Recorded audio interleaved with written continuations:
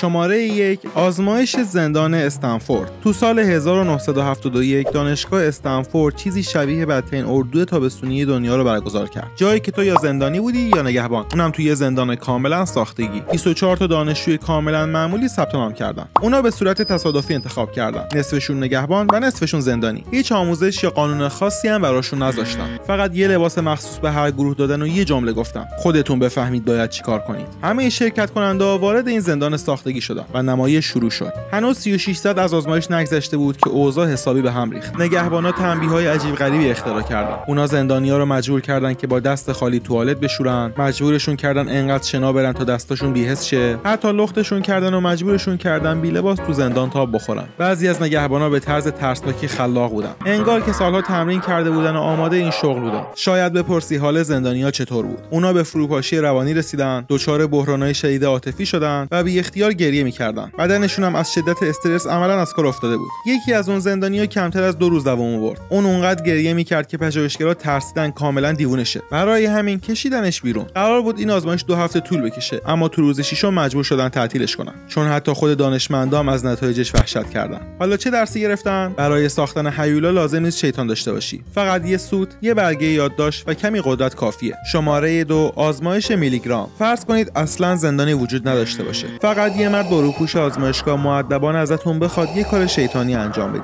این کاریه که استنلی میلیگرام تو سال 1960 انجام داد. داوطلبا فکر می‌کردن بخشی از یه آزمایش تاریخی ان. کارشون این بود که از یه غریبه تو اتاق کناری آزمونای جفت واژه‌ای بپرسن. مثلا تطبیق دادن آبی با آسمون. داوطلب پشت دستگاه شوک نشسته بود و آزمون دهنده توی اتاق دیگه به صندلی بسته شده بود و سیمای برق هم به این صندلی وصل بودن. البته داوطلب نمیتونست اونو ببینه، اما صداشو میشنید. هر بار که آزمون دهنده اشتباه جواب میداد، داوطلب باید با یه دکمه بهش شوک الکتریکی میداد. این شوک از مقدار کم شروع میشد، 15 ولت، اما با هر پاسخ اشتباه شدت شوک بالاتر میرفت. این نکته رو بهتون بگم که آزمون دهنده بازیگر بود و هیچ سیم برقی هم بهش وصل نبود، ولی داوطلب از این موضوع خبر نداشت. کم کم جیغ و داد شروع شد: درد داره، آزادم کنید. و بعد سکوت، یعنی یا بیهوش شده یا مرده. با این حال 2/3 افراد تا آخرین درجه یعنی 450 ولت ادامه دادن، سطحی که تو دنیای واقعی میتونه مرگ‌آور باشه و با چند علامت ایکس تهدیدآمیز مشخص شده بود. و این وحشتناکه، چون فقط یه مرد آروم با روپوش آزمایشگاه مرتب میگفت پژوهش ایجاب میکنه که ادامه بدیم. پس اگه تا حالا با غرور گفتی که من جزء آدم بدای تاریخ نیستم، از نظر آماری احتمالاً جزء اون 2/3. شماره 3 آزمایش غار دزدان.